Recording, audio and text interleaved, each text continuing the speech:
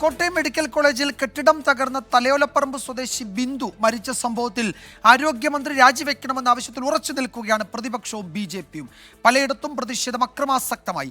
ആരോഗ്യമന്ത്രി വീണ ജോർജിന്റെ ഔദ്യോഗിക വസതിയിലേക്കും പത്തനംതിട്ടയിൽ എം.എൽ.എ. ഓഫീസിലേക്കും പ്രതിഷേധ മാർച്ചുകൾ നടന്നു.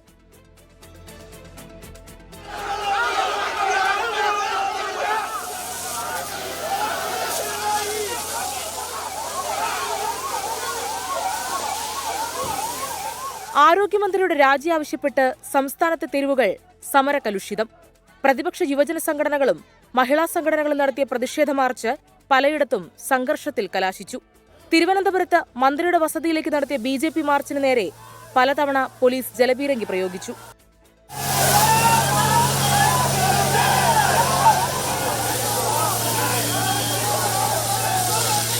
പത്തനംതിട്ടയിൽ വീണ ജോർജിന്റെ എം.എൽ.എ. ഓഫീസിലേക്കും ബി.ജെ.പി. മാർച്ച് നടത്തി.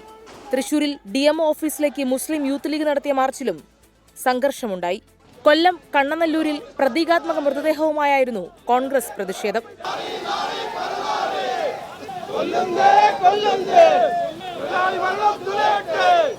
മന്ത്രി രാജിവെക്കണമെന്ന ആവശ്യത്തിൽ ഉറച്ചു നിൽക്കുകയാണ് പ്രതിപക്ഷം. ആരോഗ്യമന്ത്രി ആ സ്ഥാനത്ത് തുടരാൻ യോഗ്യല്ല.